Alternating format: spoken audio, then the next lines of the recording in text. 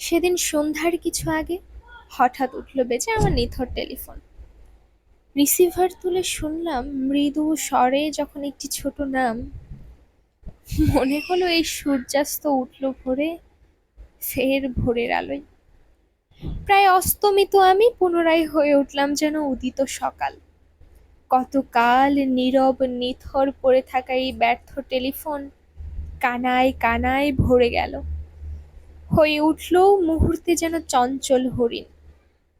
মনে হলো এই টেলিফোনে একসঙ্গে বেজে উঠে হাজার তারের বীণা, বিসমিল্লাহর স্পন্দিত সানাই, হেমন্তের সব অপূর্ব লাবণ্যময় গান।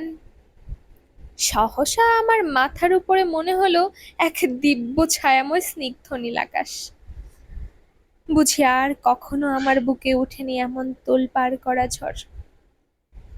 চারদিক ঢেকে অঝোর ধারায় নামেনি বর্ষণ। টেলিফোন তুলে শুনি এ যেন স্বপ্নপুরীর রহস্য বার্তা, একে একে কবিতার অপরূপ শব্দরাজি।